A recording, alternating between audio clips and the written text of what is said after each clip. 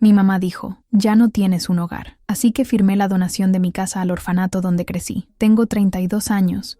Y hasta hace una semana pensaba que había encontrado mi lugar en el mundo. Inesperada. Era mi madre, Elena, con quien mantengo una relación cordial pero distante desde que me mudé de su casa hace 10 años. Su voz sonaba extraña, como si hubiera estado llorando. Carmen, necesito verte. Es urgente, me dijo sin preámbulos. Llegué a su apartamento esa misma tarde. Vivía en un edificio modesto del centro, en el mismo lugar donde había pasado mi adolescencia después de que me adoptara del orfanato San Vicente, cuando tenía 12 años. Recuerdo perfectamente el día que llegué a su casa. Era una niña asustada que había pasado la mitad de su vida entre las paredes grises de una institución, y ella me recibió con los brazos abiertos, prometiéndome que nunca más estaría sola. Cuando abrió la puerta, noté inmediatamente que algo estaba terriblemente mal. Elena había envejecido años en solo unas semanas. Sus ojos, que siempre brillaban con esa calidez maternal que me había enamorado desde el primer día, ahora parecían apagados, cargados de una culpa que no entendía. Siéntate, mija,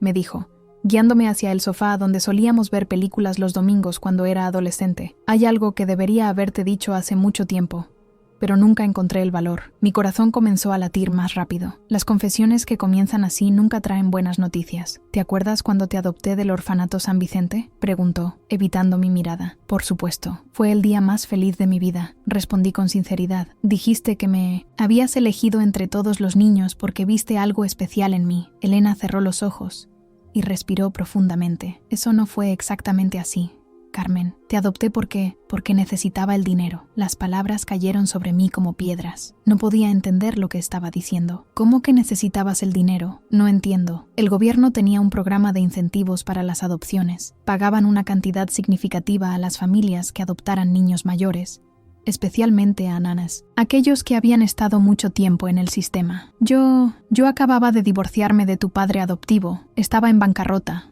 a punto de perder mi apartamento. Cuando vi el anuncio en el periódico, pensé que podría ser la solución. Sentí como si el suelo se desvaneciera bajo mis pies. Durante 20 años había creído que alguien me había elegido por amor, que finalmente había encontrado una madre que me quería incondicionalmente. Entonces, ¿nunca me quisiste?, logré preguntar con la voz quebrada. No, no es eso, exclamó, tomando mis manos entre las suyas. Al principio fue por el dinero, sí, pero Carmen, tienes que creerme. En el momento en que te conocí, en que pasé esos primeros días contigo, me enamoré de ti. Te convertiste en mi hija de verdad, en lo más importante de mi vida. Pero el daño ya estaba hecho. La base sobre la cual había construido mi identidad se había agrietado irreparablemente. ¿Por qué me dices esto ahora?, pregunté, sintiendo que quisiste mantenerme en una mentira. Salí de su apartamento sin mirar atrás, con las palabras resonando en mi cabeza como un eco tortuoso. Cuando llegué a mi casa, me senté en el sofá de mi sala y lloré como no lo había hecho desde que era niña en el orfanato. Durante los siguientes días, no pude concentrarme en nada. El trabajo se volvió imposible. Los amigos notaron mi estado, pero no sabía cómo explicarles lo que estaba pasando. ¿Cómo le dices a alguien que toda tu vida familiar ha sido una farsa? Fue entonces cuando decidí hacer algo que no había hecho en años: visitar el orfanato San Vicente. El edificio había cambiado mucho desde que era niña. Habían renovado la fachada, pintado las paredes de colores más alegres, pero aún podía sentir esa atmósfera única de los lugares donde crecen los niños sin padres. La directora actual, hermana, Mercedes, me recibió con una sonrisa cálida. Le expliqué quién era y por qué estaba allí. Carmen García, dijo, revisando unos archivos viejos. Por supuesto que me acuerdo de ti. Siempre fuiste una niña muy especial. Recuerdo el día que te adoptaron. Estabas tan feliz. Hermana,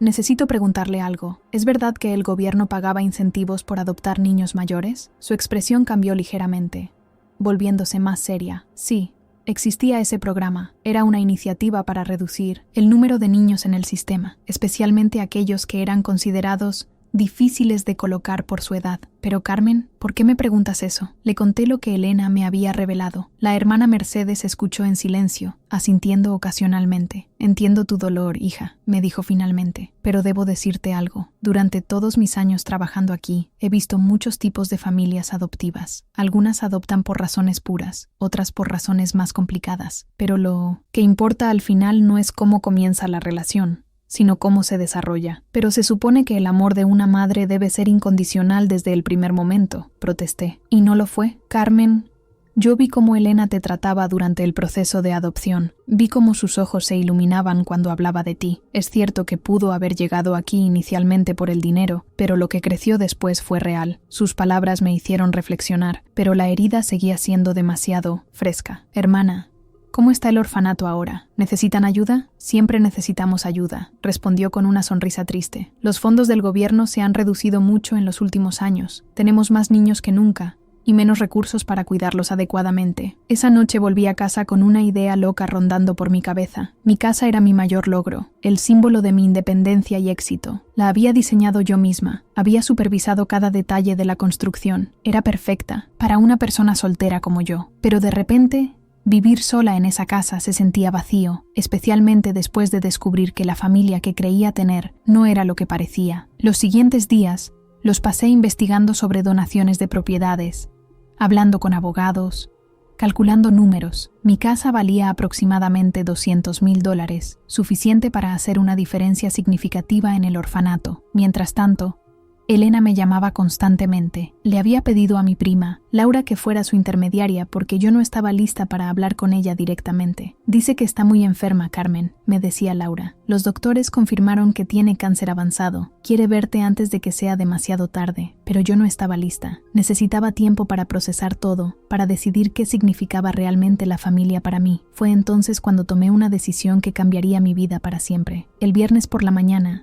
fui a la oficina de mi abogado con todos los papeles necesarios. Habíamos preparado la documentación para donar mi casa al Orfanato San Vicente. La donación incluiría la propiedad completa más un fondo para su mantenimiento, que había estado ahorrando durante años. ¿Estás segura de esto, Carmen?, me preguntó el abogado. Es una decisión muy generosa, pero también muy drástica. ¿Has pensado dónde vas a vivir? He estado pensando en eso durante días, le respondí. Y creo que es exactamente lo que necesito hacer. La verdad era que había estado considerando varias opciones. Tenía suficientes ahorros para rentar un apartamento por un tiempo, mientras decidía mi próximo paso. También había estado pensando en la posibilidad de solicitar un trabajo en otra ciudad, tal vez un nuevo comienzo completo. Pero había algo más profundo en mi decisión. Durante toda mi vida, había cargado con la sensación de no pertenecer completamente a ningún lado. En el orfanato era solo una niña más, esperando ser elegida. En casa de Elena, había sido la hija adoptada que siempre trató de demostrar que merecía estar allí. En mi vida adulta,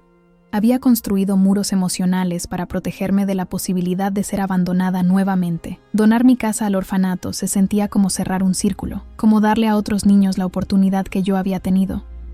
Pero esta vez sin las complicaciones del dinero de por medio. Firmé los papeles esa tarde. La sensación fue extraña, como si estuviera saltando de un acantilado sin saber dónde iba a aterrizar, pero también liberadora. Esa noche decidí finalmente llamar a Elena. Carmen, su voz sonaba débil, pero llena de alivio al escucharme. Pensé que nunca más me hablarías. Necesito preguntarte algo, y quiero que seas completamente honesta conmigo, le dije. Después de adoptarme, después de que llegara el dinero del gobierno, ¿alguna vez te arrepentiste de haberme adoptado? ¿Alguna vez sentiste que habías cometido un error? Hubo un silencio largo del otro lado de la línea. Jamás, respondió finalmente. Carmen, sé que cometí un error al no decirte la verdad desde el principio. Sé que debería haberte explicado cómo comenzó todo, pero nunca, ni por un segundo, me arrepentí de tenerte en mi vida. Fuiste lo mejor que me pasó.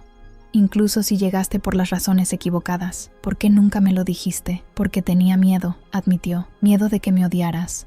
Miedo de que sintieras que nuestro amor no era real. Y mientras más tiempo pasaba, más difícil se... Volví a encontrar el momento adecuado. ¿Sabes lo que hice hoy?, le pregunté. ¿Qué? Doné mi casa al Orfanato San Vicente. El silencio que siguió fue tan largo que pensé que se había cortado la llamada. Carmen, ¿por qué? Porque me di cuenta de que no importa cómo comenzó nuestra relación. Me diste un hogar cuando más lo necesitaba. Tal vez no fue perfecto, tal vez no fue de la manera ideal, pero fue real, y ahora quiero darle esa misma oportunidad a otros niños. Escuché sollozar del Sintasno, otro lado de la línea. Estoy tan orgullosa de ti, murmuró. Siempre supe que eras especial, desde el primer día que te vi. Elena, le dije, usando su nombre en lugar de mamá por primera vez en años. Quiero que sepas que te perdono y que a pesar de todo, te amo, pero necesito tiempo para procesar todo esto. Lo entiendo, mija. Solo, ¿podrías visitarme una vez más? Hay algo más que quiero darte. 2 días después, fui a verla nuevamente. Esta vez su estado había empeorado visiblemente. Estaba en cama,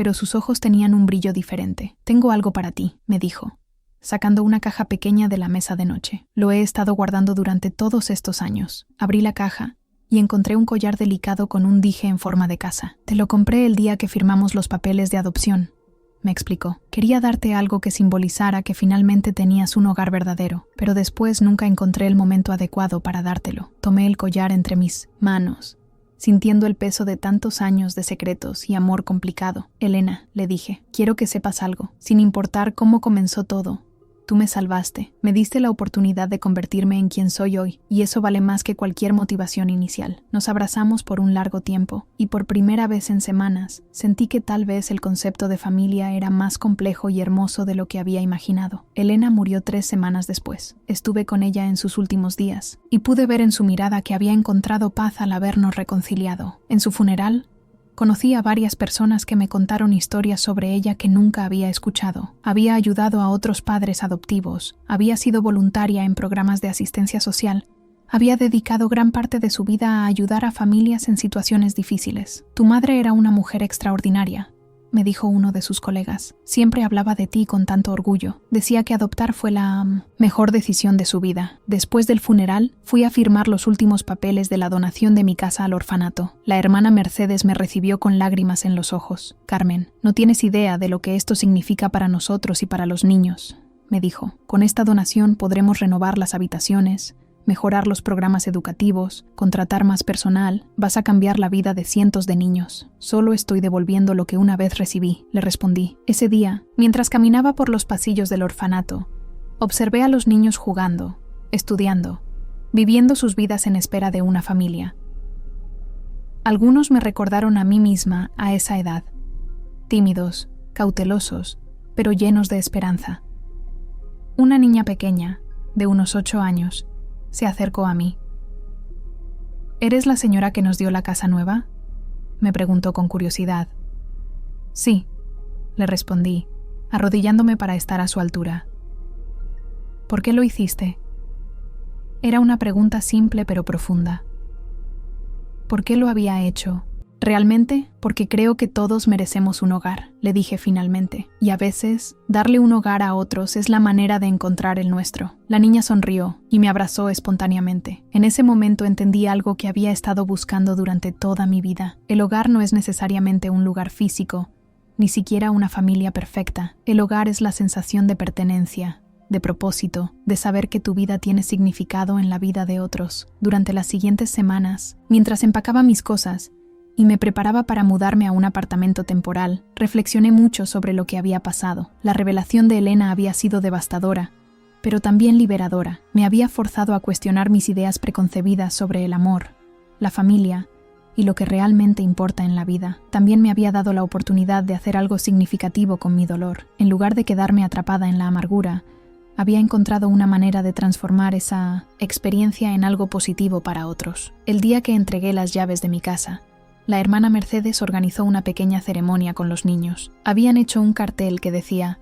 «Gracias, Carmen», y todos me dieron dibujos que habían hecho. «Quiero que sepan», les dije a todos los niños reunidos, «que cada uno de ustedes es especial, que merecen una familia que los ame, y que mientras eso llega, este lugar será su hogar, y nosotros seremos su familia temporal». Uno de los niños mayores, un adolescente de unos 14 años, levantó la mano. «¿Tú también creciste aquí?», me preguntó. «Sí», respondí, «y fue aquí donde aprendí que la familia no siempre es la que naces, sino la que eliges y la que te elige». Después de la ceremonia, caminé una última vez por mi antigua casa. Cada habitación tenía recuerdos.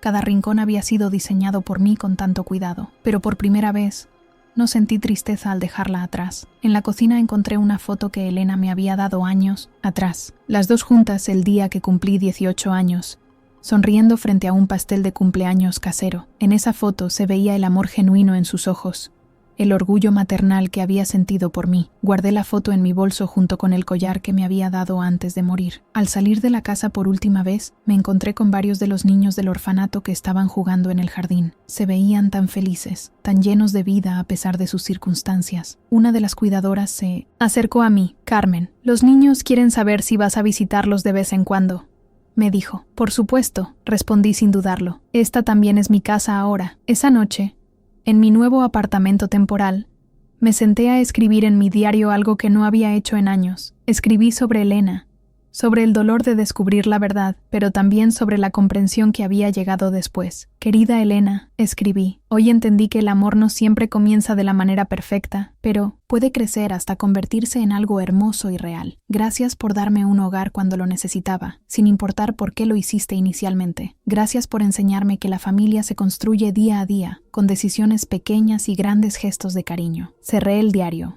y miré por la ventana hacia las luces de la ciudad. Por primera vez en mucho tiempo, me sentí en paz con mi pasado y emocionada por mi futuro. Al día siguiente recibí una llamada inesperada. Era el director de una firma de arquitectura en otra ciudad, ofreciéndome un trabajo diseñando espacios para instituciones benéficas. Era como si el universo estuviera alineando las cosas perfectamente. ¿Estaría interesada en especializarse en el diseño de orfanatos y hogares para niños?, me preguntó. Más que interesada, respondí con una sonrisa. Es exactamente lo que quiero hacer. Unas semanas después, mientras me preparaba para mudarme a mi nueva ciudad y comenzar mi nueva carrera, recibí una carta del orfanato. Era de la niña pequeña que me había preguntado por qué había donado mi casa. Querida Carmen, había escrito con su letra cuidadosa de niña. Gracias por darnos un hogar más bonito. La hermana Mercedes dice que ahora tenemos nuestra propia habitación para estudiar gracias a ti. Espero que algún día yo también pueda ayudar a otros niños como tú nos ayudaste a nosotros. Guardé esa carta junto con la foto de Elena y el collar.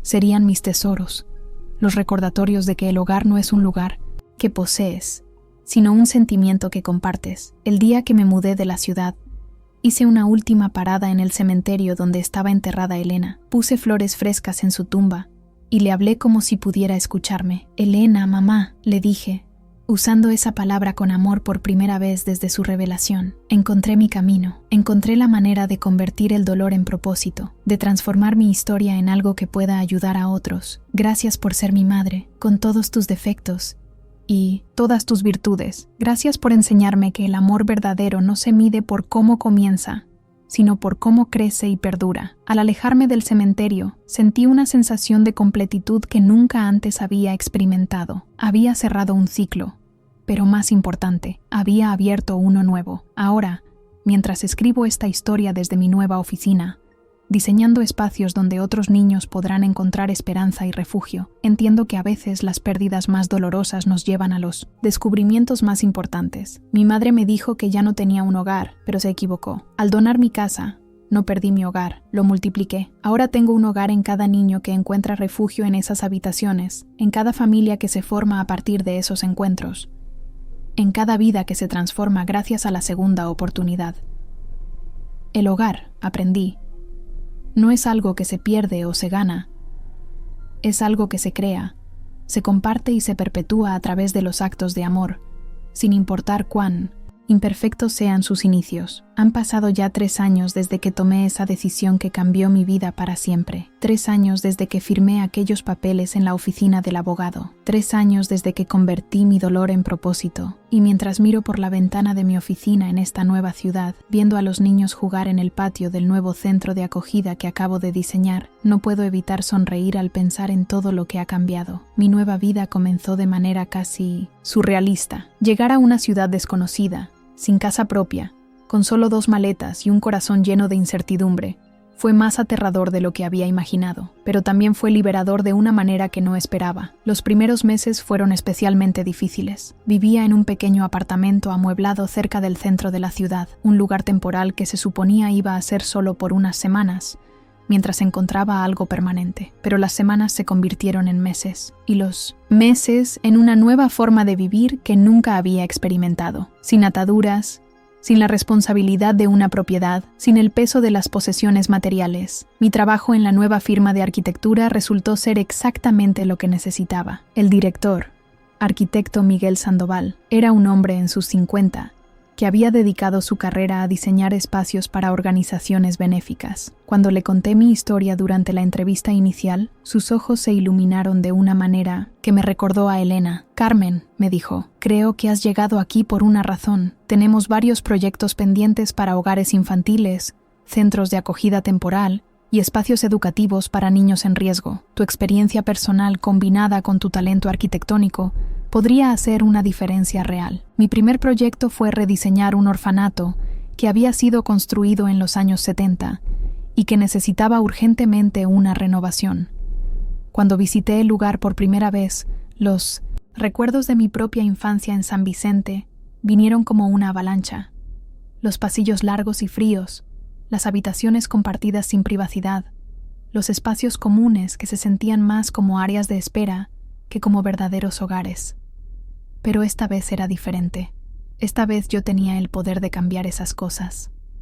Pasé semanas hablando con los niños, con los cuidadores, con los psicólogos que trabajaban allí. Quería entender no solo las necesidades físicas del espacio, sino también las emocionales. ¿Cómo se puede diseñar un lugar que se sienta como hogar cuando sabes que es temporal? ¿Cómo crear privacidad sin aislamiento? ¿Cómo hacer que un espacio institucional se sienta familiar y acogedor? Uno de los niños, un pequeño de 7 años llamado Diego, me siguió durante toda mi visita inicial. Era tímido pero curioso, y me recordaba muchísimo a mí misma a esa edad. ¿Vas a hacer que este lugar sea más bonito?, me preguntó mientras dibujaba en su cuaderno. Sí, le respondí. Pero más que bonito, quiero que se sienta como un hogar de verdad. ¿Cómo se siente un hogar de verdad?, me preguntó con esa honestidad brutal que solo tienen los niños. La pregunta me dejó sin palabras por un momento. ¿Cómo le explicas a un niño que nunca ha tenido un hogar permanente lo que se siente tener uno? Se siente seguro, le dije finalmente, como un lugar donde puedes ser tú mismo, donde sabes que perteneces, donde no tienes que preocuparte por tener que irte mañana. Diego asintió pensativo y siguió dibujando. Esa conversación se convirtió en la base de todo mi enfoque de diseño. Cada decisión que tomé después estuvo guiada por esa pregunta. ¿Esto hace que el espacio se sienta más como hogar? Diseñé habitaciones más pequeñas, para solo 2 niños en lugar de los dormitorios comunitarios tradicionales. Cada habitación tendría su propio color y decoración, permitiendo que los niños la personalicen. Creé espacios íntimos de lectura en rincones acogedores, áreas de juego que se sintieran como salas familiares y jardines interiores que trajera la naturaleza al espacio. Pero lo más importante fue la cocina. En lugar de una cocina industrial donde solo el personal podía entrar, diseñé una cocina abierta con una isla central donde los niños pudieran ayudar a preparar las comidas. Sabía por experiencia propia lo importante que era sentirse útil, sentir que contribuías al funcionamiento de tu hogar. La construcción tomó 8 meses, y durante ese tiempo visité el lugar semanalmente. Ver cómo mi diseño tomaba forma, cómo las ideas que habían nacido de mi dolor se convertían en espacios tangibles que albergarían esperanza, fue una de las experiencias más gratificantes de mi vida. Pero no todo fue fácil durante ese tiempo. Las noches seguían siendo difíciles. A pesar de estar haciendo trabajo significativo, la soledad era una compañía constante. En mi pequeño apartamento, sin fotos familiares en las paredes, ni recuerdos que me conectaran con un pasado, me sentía a veces como si estuviera flotando en el vacío. Fue durante una de esas noches difíciles cuando decidí llamar a Laura, mi prima, quien había sido el puente entre Elena y yo durante esos días complicados. «Carmen, qué gusto escucharte», me dijo con genuina alegría. «¿Cómo van las cosas por allá?». Le conté sobre mi trabajo, sobre el proyecto del orfanato, sobre mi nueva vida, pero también le conté sobre la soledad, sobre las noches cuando me preguntaba si había tomado la decisión correcta. ¿Sabes qué creo?, me dijo después de escucharme. «Creo que Elena estaría muy orgullosa de ti. Ella siempre decía que tenías un corazón enorme, que naciste para ayudar a otros». Ella decía eso todo el tiempo, especialmente después de que te convertiste en arquitecta. Decía que algún día diseñarías espacios que cambiarían vidas. No sabía lo literal que iba a ser. Esa conversación me dio una perspectiva diferente sobre mi situación. Tal vez la soledad no era una consecuencia negativa de mis decisiones, sino parte del proceso de crecimiento. Tal vez necesitaba este tiempo de introspección para realmente entender quién era sin las etiquetas familiares que había llevado toda mi vida. Unas semanas después, recibí una carta que cambiaría nuevamente mi perspectiva sobre muchas cosas. Era de la niña pequeña del orfanato San Vicente, la que me había preguntado por qué había donado mi casa. «Querida Carmen», decía la carta, «mi nombre es Sofía y tengo 8 años ahora. Te escribo porque tengo buenas noticias. Una familia me va a adoptar la próxima semana. Son muy buenos, y ya me dijeron que puedo decorar mi nueva habitación como yo quiera. La hermana Mercedes dice que tú también fuiste adoptada cuando eras niña, y quería preguntarte si es normal tener miedo. Estoy muy feliz, pero también muy nerviosa. ¿Cómo supiste que tu nueva familia te iba a querer de verdad? La pregunta de Sofía me impactó profundamente. Me hizo pensar en mi propia experiencia de adopción, en los miedos que había tenido, en la inseguridad constante de no saber si realmente pertenecía a mi nueva familia. Le respondí inmediatamente: querida Sofía, es completamente normal tener miedo cuando algo tan importante como encontrar una familia está por pasar. Yo también tuve mucho miedo cuando Elena me adoptó, pero quiero que sepas algo. El hecho de que tengas miedo significa que entiendes lo importante que es lo que está pasando. Las familias verdaderas se construyen día a día, con pequeños gestos de amor, con paciencia, con cuidado mutuo. No tienes que ser perfecta para merecer amor, solo tienes que ser tú misma. Y si esta familia te eligió, es porque ya vieron algo especial en ti. Confía en ese proceso, confía en ti misma, y recuerda que siempre tendrás un lugar especial en nuestros corazones en San Vicente. Envié la carta junto con un pequeño regalo, un diario bonito donde Sofía pudiera escribir sobre su nueva vida. 2 meses después, el proyecto del orfanato estaba terminado. El día de la inauguración fue uno de los más emotivos de mi vida. Ver a los niños corriendo por los espacios que había diseñado, viendo sus caras de asombro al descubrir los rincones especiales que había creado para ellos, fue mejor que cualquier reconocimiento profesional que hubiera recibido jamás. Diego, el niño que me había preguntado cómo se siente un hogar de verdad, se acercó a mí durante la ceremonia. Ya sé cómo se siente un hogar de verdad, me dijo con una sonrisa enorme. Se siente como aquí ahora. Esa noche, de vuelta en mi apartamento, me senté a escribir en mi propio diario. Había empezado a escribir regularmente después de mudarme, encontrando en las palabras una forma de procesar todo lo que estaba viviendo. Hoy entendí algo importante. Escribí: el hogar que perdí cuando me enteré de la verdad sobre Elena no era realmente un hogar, era una construcción basada en una historia incompleta, pero el hogar que estoy construyendo ahora, pieza por pieza, proyecto por proyecto, es más sólido porque está basado en la verdad completa de quién soy y qué quiero hacer con mi vida. Los siguientes meses trajeron más proyectos, más oportunidades de transformar espacios para niños necesitados. Diseñé un centro de día para niños de familias en riesgo social, una biblioteca comunitaria en un barrio marginal, y un complejo de apartamentos de transición para jóvenes que salían del sistema de cuidado infantil al cumplir la mayoría de edad.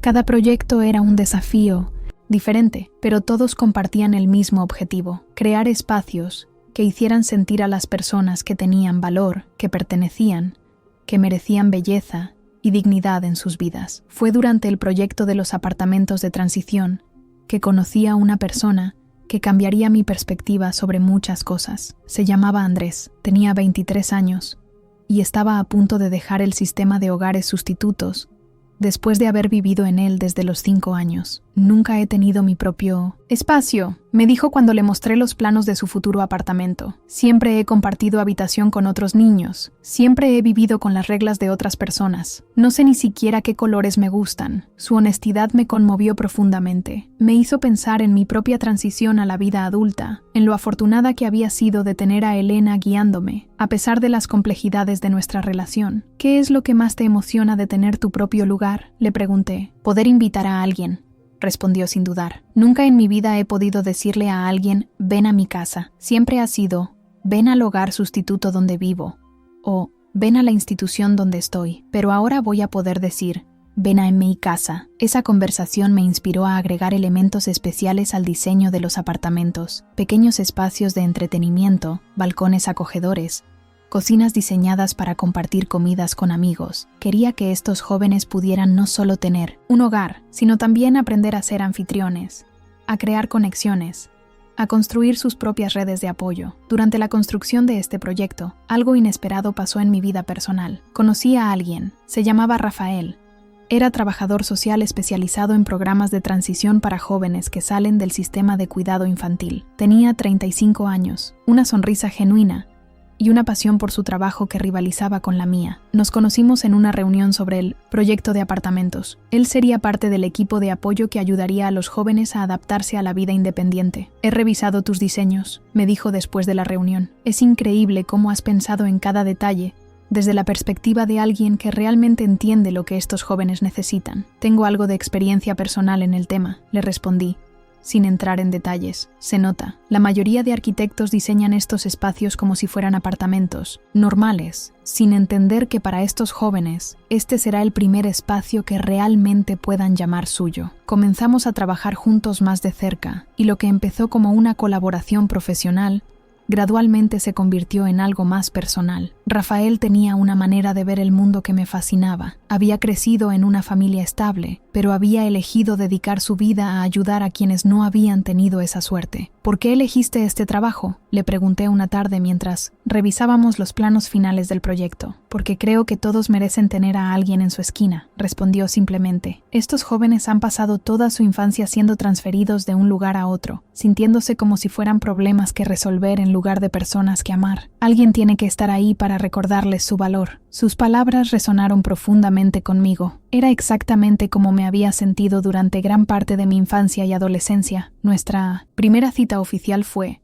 apropiadamente, en el orfanato San Vicente. Yo había vuelto para una visita sorpresa y me había ofrecido a llevarle algunos libros nuevos que había comprado para su biblioteca. Rafael había insistido en acompañarme. «Este lugar es increíble», me dijo mientras caminábamos por los pasillos renovados. «Se siente tan diferente a otros orfanatos que he visitado. Se siente como hogar». Ese era exactamente el objetivo, le respondí con orgullo. Fue entonces cuando les conté mi historia completa. Le hablé sobre Elena, sobre el descubrimiento que había cambiado mi mundo, sobre la decisión de donar mi casa. Le conté sobre el dolor, pero también sobre la sanación que había encontrado en mi trabajo. Rafael escuchó en silencio, asintiendo ocasionalmente, tomando mi mano cuando las emociones se volvían demasiado intensas. «Carmen», me dijo cuando terminé, «lo que hiciste fue extraordinario. Tomaste tu dolor y lo transformaste en algo hermoso para otros. Eso requiere una fortaleza increíble». No me sentí fuerte, le admití. La mayor parte del tiempo me sentí perdida,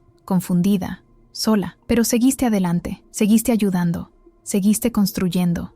Eso es fortaleza real. Esa noche, por primera vez en años, no me fui a dormir sintiéndome sola. La relación con Rafael se desarrolló de manera natural y cómoda. Compartíamos no solo una pasión por nuestro trabajo, sino también una comprensión profunda de lo que significaba construir familia de maneras no tradicionales. Él había visto a cientos de jóvenes crear sus propias redes de apoyo, construir conexiones que iban más allá de los lazos de sangre. «¿Sabes qué me encanta de ti?», me dijo una noche mientras cenábamos en mi apartamento. «Que no tienes miedo de la complejidad. La mayoría de las personas quieren que el amor, la familia, el hogar, sean conceptos simples y claros, pero tú entiendes que pueden ser complicados y hermosos al mismo tiempo». 6 meses después de conocernos, Rafael me propuso algo que no esperaba. «¿Qué te parecería si nos mudamos juntos?», me dijo, «pero no a un apartamento cualquiera. Estaba pensando, ¿qué tal si compramos una casa grande y ofrecemos habitaciones a algunos de los jóvenes que están saliendo del sistema, como un hogar de transición más personal?» La idea me emocionó y me aterrorizó a la vez. Después de años de vivir sin ataduras,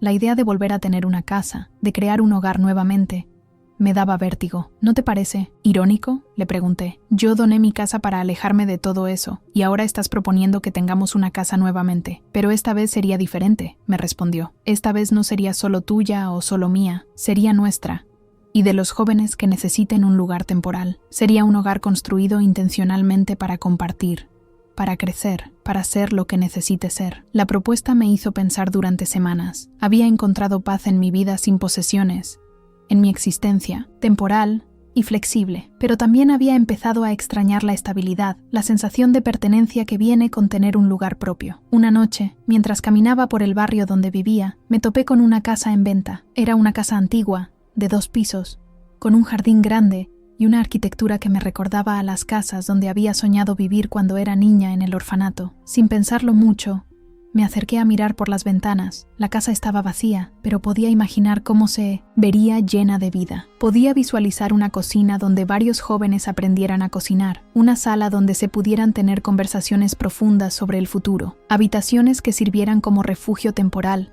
mientras estos jóvenes encontraban su camino en el mundo. Al día siguiente llamé a Rafael. «Encontré nuestra casa», le dije sin preámbulos. «¿Nuestra casa? Sí, quiero hacerlo. Quiero crear ese hogar de transición contigo». La emoción en su voz fue palpable. «Carmen, ¿estás segura? Sé lo que significa para ti la idea de tener una casa nuevamente». «Estoy segura», le respondí, «pero esta vez voy a hacerlo bien. Esta vez voy a crear un hogar intencionalmente, desde el amor, para servir a otros. Compramos la casa 3 meses después. El proceso fue surreal. Después de años de no tener propiedades, de vivir en espacios temporales, volver a firmar una hipoteca se sintió como saltar de un avión. Pero Rafael estuvo a mi lado durante todo el proceso, recordándome constantemente por qué estábamos haciendo esto. No estás comprando solo una casa, me decía. Estás creando un puente para que otros jóvenes puedan cruzar hacia su propia independencia. Renovamos la casa durante 6 meses, diseñándola específicamente para su propósito. 5 habitaciones para huéspedes temporales, 2 baños compartidos, una cocina enorme con espacio para que muchas personas cocinen al mismo tiempo, una sala común acogedora y un pequeño apartamento en el segundo piso para Rafael y para mí. El primer joven que recibimos fue Andrés, el mismo que había conocido durante el proyecto de apartamentos de transición. Su apartamento se había retrasado debido a problemas de construcción y necesitaba un lugar temporal donde quedarse. No puedo creer que estén haciendo esto, me dijo el día que llegó con sus pocas pertenencias. Es como tener una familia que realmente quiere ayudarte. Eso es exactamente lo que es. Le respondí. Los primeros meses fueron un ajuste para todos. Aprender a vivir en comunidad, a compartir espacios, a navegar las dinámicas interpersonales de jóvenes que habían pasado toda su vida en sistemas institucionales, fue más complejo de lo que habíamos anticipado, pero también fue extraordinario. Cada noche, la cena se convertía en una oportunidad de conexión. Los jóvenes compartían sus experiencias del día, sus preocupaciones sobre el futuro, sus pequeños triunfos y fracasos. Rafael y yo nos convertimos no solo en sus caseros, temporales, sino en sus mentores, sus guías, sus figuras de apoyo. Una noche, durante la cena, una de las jóvenes que se llamaba María me hizo una pregunta que me sorprendió. «Carmen», me dijo, «¿por qué haces esto? No tienes que cuidar de nosotros. No somos tu familia». La pregunta colgó en el aire por un momento. Todos los otros jóvenes dejaron de comer, esperando mi respuesta. «¿Sabes qué?», le dije finalmente. «Creo que sí son mi familia. Tal vez no de la manera tradicional, pero la familia no se define solo por la sangre o por los papeles legales. Se define por el cuidado mutuo, por el apoyo, por la elección consciente de estar presentes en la vida de otros. Pero nosotros nos vamos a ir eventualmente», añadió Andrés. «No es como tener hijos que se quedan en tu familia para siempre». «Y eso está bien», le respondí. «Algunas relaciones familiares son permanentes. Otras son temporales, pero igualmente importantes. Mi trabajo como parte de su familia temporal es ayudarlos a estar preparados para crear sus propias familias permanentes, ya sea que esas familias sean parejas, amigos cercanos o sus propios hijos eventualmente». Esa conversación se convirtió en la filosofía no oficial de nuestra casa. Éramos una familia temporal, pero intencional, un lugar donde se podía practicar el ser parte de una unidad familiar antes de salir al mundo a crear las propias. Durante el segundo año de funcionamiento de nuestro hogar de transición, recibí noticias que me llenaron de alegría. Sofía, la niña del orfanato San Vicente que me había escrito sobre su adopción, me envió una foto de su graduación de primaria junto con una carta. «Querida Carmen», decía la carta, «ya han pasado 3 años desde que me adoptaron y quería contarte que tengo una familia de verdad ahora. Mi mamá y mi papá adoptivos son increíbles. Y también tengo un hermano menor que adoptaron el año pasado. Gracias por tus consejos cuando tenía miedo. Tenías razón. Las familias se construyen día a día, con amor. Algún día, cuando sea grande, también quiero ayudar a otros niños como tú me ayudaste a mí». Esa carta me recordó algo importante. Los actos de amor se multiplican. La decisión que había tomado años atrás de donar mi casa no solo había impactado a los niños del orfanato directamente, sino que había inspirado a una nueva generación a pensar en cómo podrían ayudar a otros. Esa noche se lo conté a Rafael mientras caminábamos por nuestro jardín.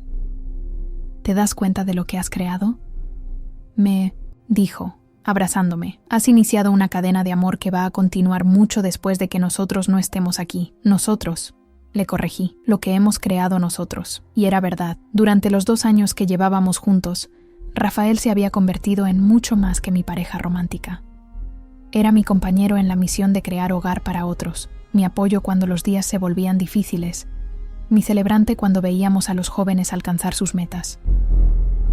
Una tarde de domingo, mientras Preparábamos la cena para toda nuestra familia temporal. Rafael me sorprendió con una pregunta. «Carmen», me dijo mientras cortaba verduras, «¿alguna vez has pensado en tener hijos propios?» La pregunta me tomó completamente por sorpresa. Era algo que había considerado vagamente en el pasado, pero que nunca había discutido seriamente con nadie. «Honestamente», le respondí, «siempre pensé que no sería buena madre porque no tuve los mejores modelos a seguir. Pero mira lo que has hecho con todos estos jóvenes», me dijo, señalando hacia la sala donde Andrés estaba ayudando a María con su tarea de matemáticas. «Ya eres una figura maternal para ellos». «Pero eso es diferente», protesté. «Ellos llegan aquí casi adultos, con sus personalidades ya formadas. Un bebé sería mucha más responsabilidad. Sería diferente, sí, pero Carmen, tienes el corazón más grande que conozco. Has tomado tu dolor más profundo y lo has convertido en amor para otros. Eso es exactamente lo que hacen las mejores madres». Su comentario me hizo pensar durante días. ¿Realmente quería ser madre? ¿Estaba lista para esa responsabilidad después de todo lo que había vivido? Una semana después, uno de nuestros jóvenes, un chico de 18 años llamado Luis, se graduó de la preparatoria y estaba listo para mudarse a su primer apartamento independiente. La noche antes de que se fuera, organizamos una pequeña fiesta de despedida. «Quiero agradecerles», nos dijo a Rafael y a mí frente a todos, «por darme la oportunidad de experimentar lo que es tener una familia funcional. Nunca había visto adultos que realmente se cuidaran mutuamente, que trabajaran juntos como equipo, que resolvieran problemas con respeto. Ustedes me enseñaron cómo quiero que sea mi propia familia cuando la tenga». Sus palabras me conmovieron profundamente, pero también me hicieron reflexionar sobre algo importante. Había estado tan enfocada en ayudar a otros a encontrar y crear familia que había descuidado pensar en la mía propia. Esa noche, después de que todos se fueron a dormir, Rafael y yo nos sentamos en nuestro jardín a hablar. «He estado pensando en lo que dijiste sobre tener hijos», le dije, «y creo que sí quiero ser madre, pero tengo miedo». «¿Miedo de qué?» «De repetir los errores de Elena, de no saber cómo ser una buena madre porque nunca tuve un modelo perfecto que seguir». Rafael tomó mis manos entre las suyas. «Carmen, nadie tiene un modelo perfecto que seguir. Incluso las personas que crecieron en familias loving cometen errores como padres. La diferencia es que tú eres consciente de los errores que no quieres repetir. Esa conciencia ya te hace mejor madre que muchas personas. Pero, ¿y si no soy suficiente? ¿Y si no puedo darle a un niño lo que necesita? Mira a tu alrededor», me dijo, señalando hacia la casa donde dormían los jóvenes que estábamos ayudando. «Ya estás dándole a varios jóvenes exactamente lo que necesitan. Tu capacidad de amor no tiene límites, Carmen. Un hijo tuyo sería muy afortunado». 6 meses después, estaba embarazada. El embarazo fue una montaña rusa emocional, como nunca había experimentado. La alegría se mezclaba constantemente con el terror, la emoción con la ansiedad, pero tener a Rafael a mi lado y tener a nuestra familia temporal apoyándome hizo toda la diferencia. Los jóvenes de la casa se emocionaron tanto como nosotros con la noticia del bebé. María, que para entonces había estado viviendo con nosotros por casi un año, inmediatamente se proclamó la futura niñera oficial. «Este bebé va a ser muy afortunado», me dijo una tarde mientras me ayudaba a doblar la ropa de bebé que habíamos comprado. «Va a crecer en una casa llena de amor, con muchos hermanos mayores que lo van a cuidar». Sus palabras me hicieron darme cuenta de algo hermoso. Mi hijo no solo iba a tener a Rafael y a mí como familia, sino que iba a crecer rodeado de todos los jóvenes que pasaran por nuestra casa. Iba a aprender desde pequeño que la familia se extiende, más allá de los lazos de sangre, que el hogar es algo que se crea y se comparte. Mi hija nació en un día soleado de marzo. La llamamos Elena Sofía, en honor a la mujer que me adoptó y a la niña que me enseñó que el amor se multiplica cuando se comparte. Cuando sostuve a Elena por primera vez, sentí una oleada de emociones tan intensa que me hizo llorar. Amor incondicional, protección feroz, esperanza infinita, todo mezclado con la determinación de darle a esta pequeña persona todo lo que yo había necesitado cuando era niña. «Hola, mi amor», le susurré mientras la acunaba. «Te prometo que siempre vas a saber que eres querida. Te prometo que siempre vas a tener un hogar. Te prometo que voy a ser la mejor madre que pueda ser para ti». Los primeros meses con Elena fueron desafiantes pero maravillosos. Aprender a ser madre, mientras continuábamos operando nuestro hogar de transición, requirió mucha coordinación y apoyo mutuo, pero los jóvenes de la casa se convirtieron en los mejores, hermanos mayores que Elena podría haber pedido. Andrés, que para entonces ya se había mudado a su propio apartamento, pero seguía visitándonos regularmente, se convirtió en el tío no oficial de Elena. ¿Sabes qué?, me dijo una tarde mientras la cargaba. Esta pequeña nunca va a tener que preguntarse si tiene familia. Mira cuántas personas la aman ya.